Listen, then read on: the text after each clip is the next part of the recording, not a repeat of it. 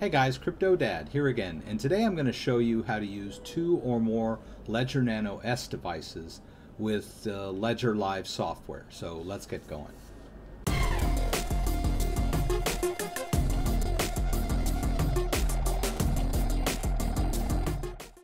Alright, so several people have asked me in the comments and during my live stream how you can use more than one ledger with the Ledger Live software. Now, you may have several reasons for having more than one ledger. Some people like to spread their cryptocurrencies across several ledgers so that they don't have all their eggs in one basket. And other people find it frustrating that you can't fit all the apps on one ledger at the same time.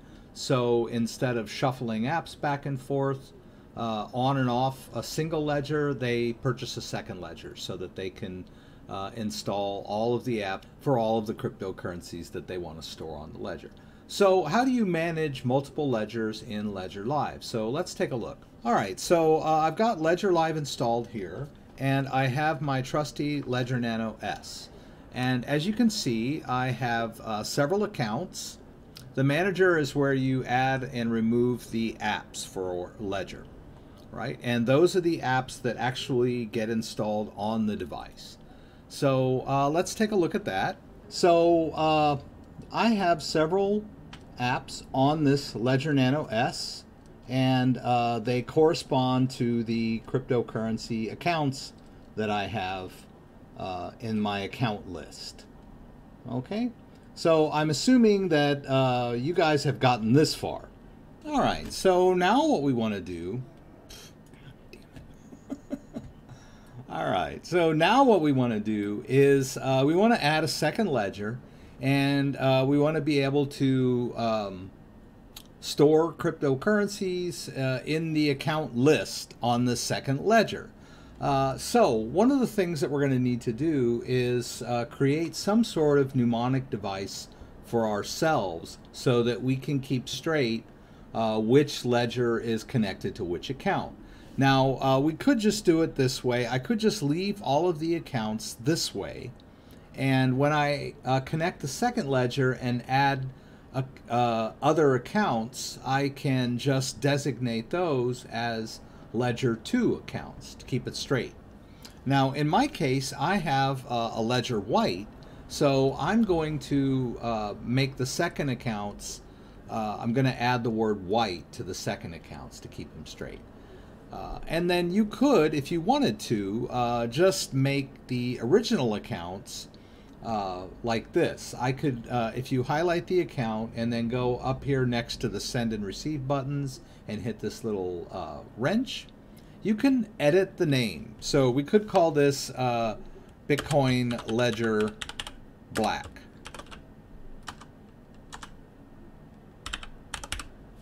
All right, just so I know which account is connected to which ledger. So in this case, I know this Bitcoin is connected to this ledger. More specifically, the private key that controls this address on the blockchain and allows me access to the transaction history, the balance, and also allows me to send and receive, that private key is stored on this ledger device. So strictly speaking, that's what we're talking about. So let's just disconnect this ledger completely, and I'm going to go ahead and connect this ledger. Now this ledger, I have set it up. The original setup requires you to step through the process of creating a 24-word recovery phrase. And once you're done with that, it takes you to the app screen with no apps at all except the settings. So that's where I'm at with this ledger. So if you need to know how to set it up, then I've got some other great videos on how you do that. So I'm going to go ahead and connect this guy. Right?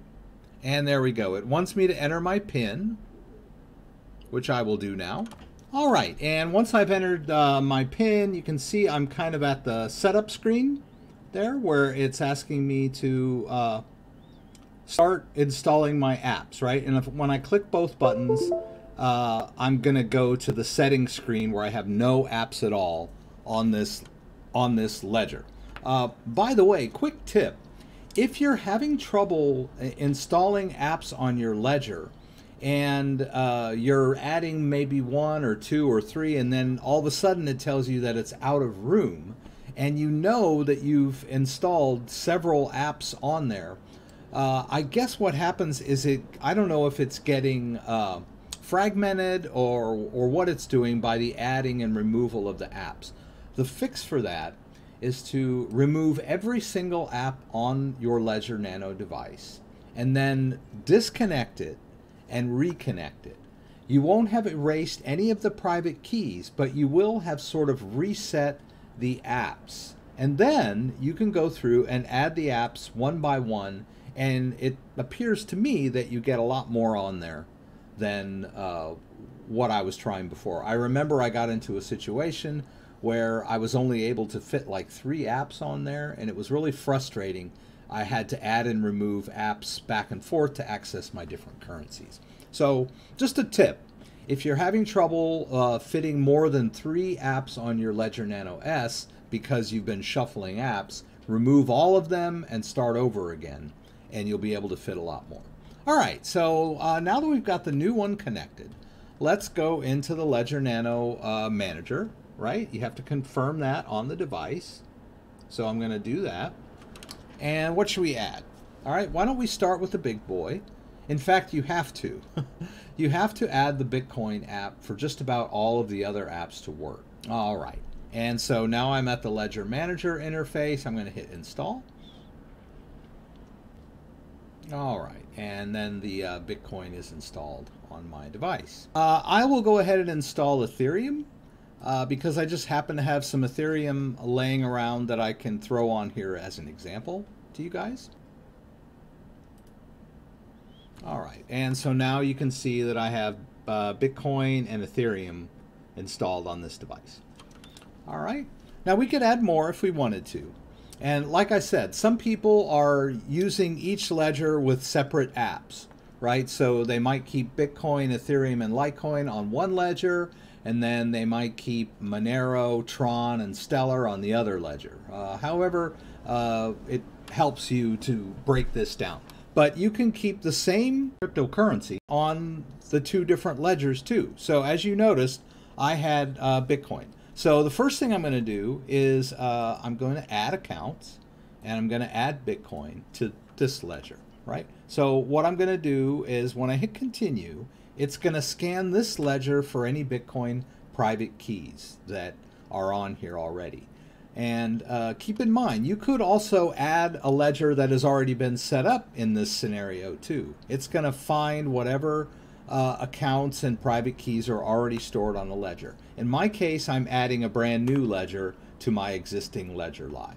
So I'm going to hit continue. I'm going to let it look for Bitcoin private keys, and I'm assuming that it's not going to find any. All right, so it wants me to enter the Bitcoin app, which I will do, hitting both buttons. All right, and I'll hit continue. And we're just going to let it synchronize. It's basically scanning the ledger for any existing private keys. In fact, what it's doing is it's generating private keys. And if that private key already exists on the blockchain, it will scan it for transactions and balance. And there we go. So now we have it has created an empty Bitcoin account because there were no private keys on this one previously. Okay, so now we're at the trick point, right? This is where we're going to use our little mnemonic technique. You can edit this field before you've even put any Bitcoin in here, or indeed after the account is even created. I showed you, you can edit the name.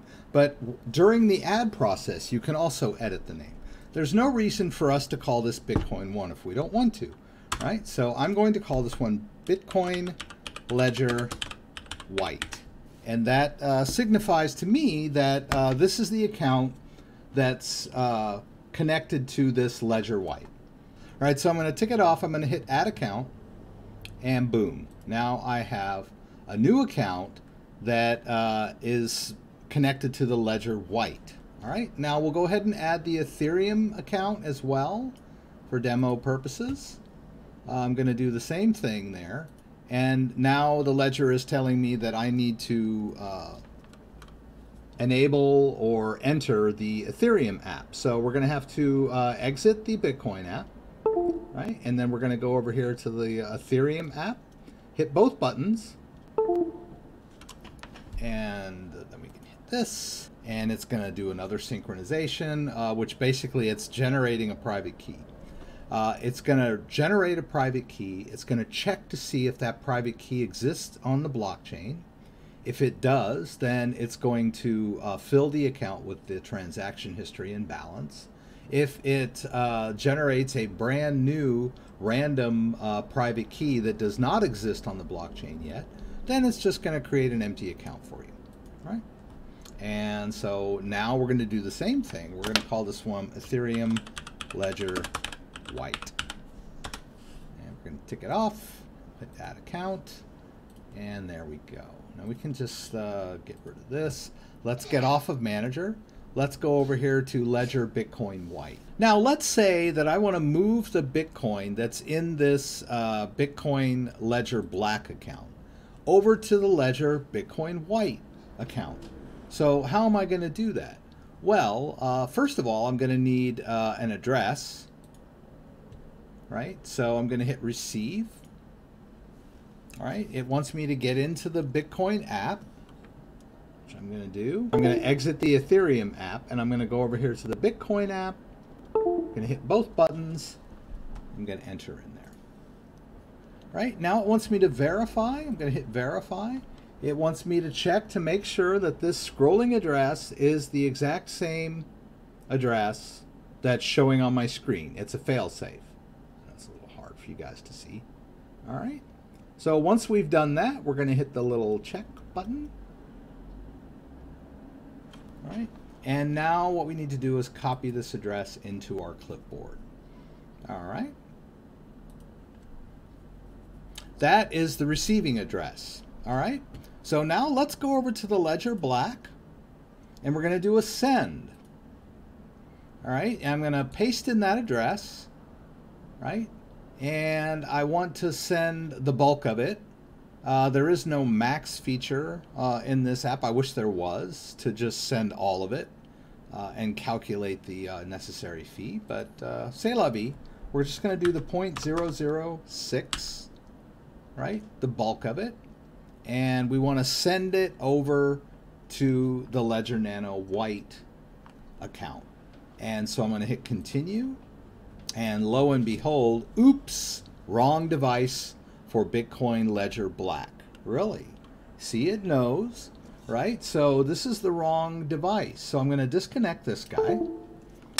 I'm going to reconnect Black. All right, and then I need to enter my PIN. All right, and then when I enter my PIN, I am going to enter into the Bitcoin app.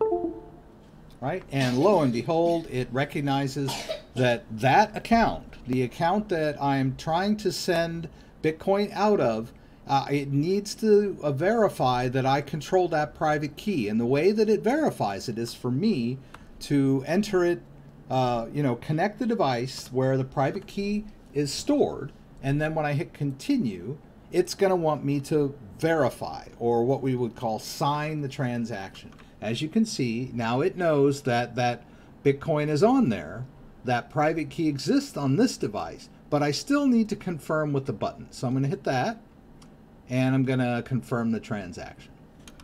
And then the transaction gets broadcast, and I can go in and view the operational details on the Blockchain Explorer, but I'm not going to do that. And I'm just going to close this out. And let's see what happens. Let's see what happens when we go over here to the Bitcoin Ledger White. And boom, there we go.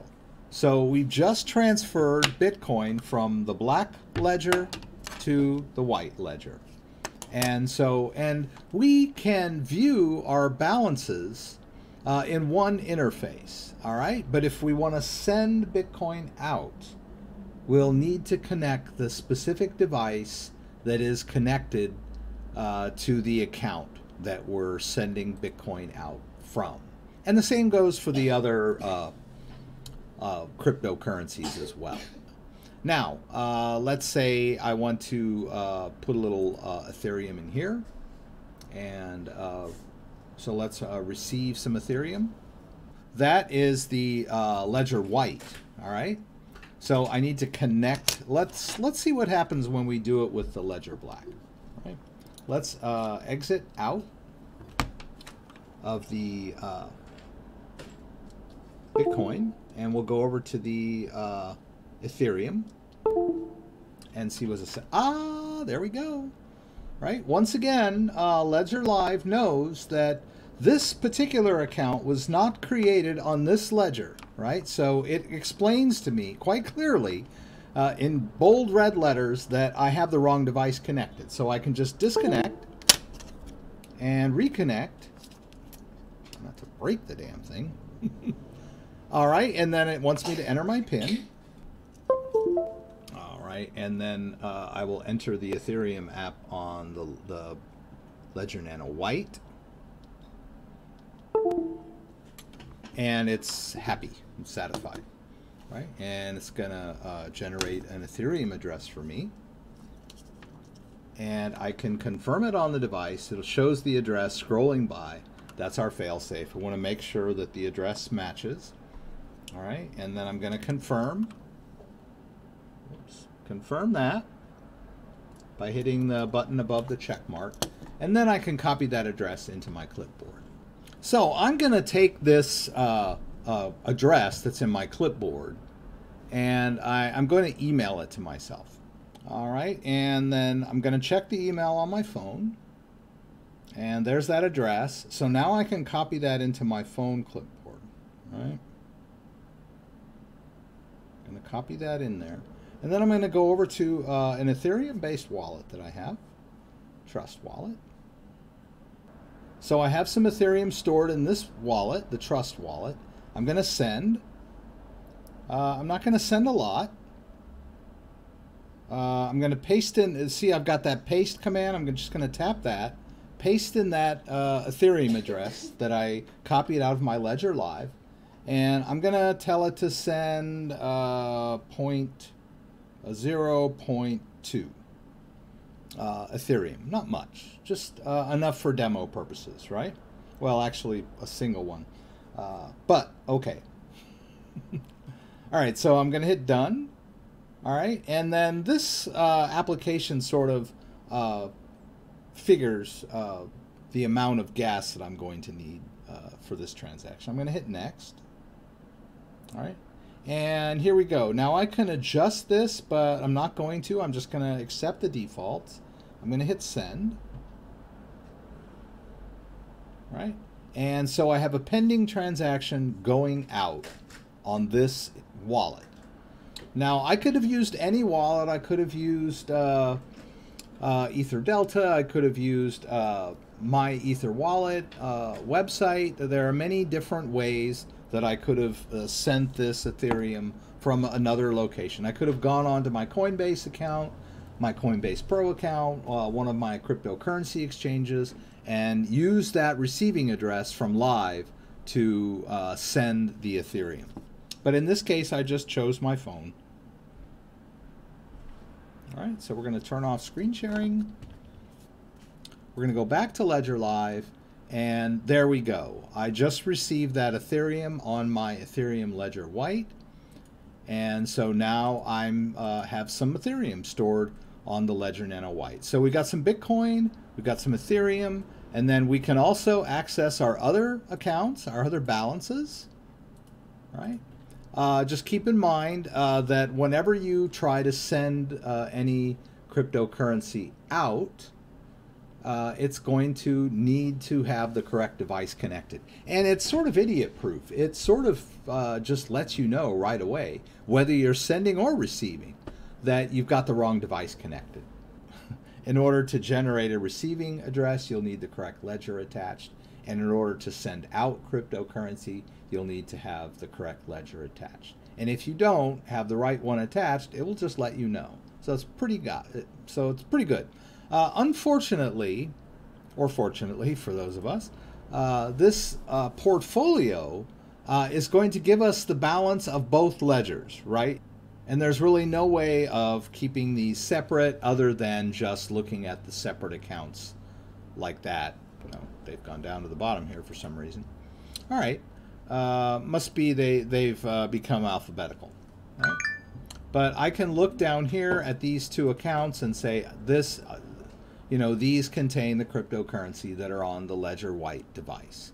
And then these other ones are the accounts that are related to the Ledger Black.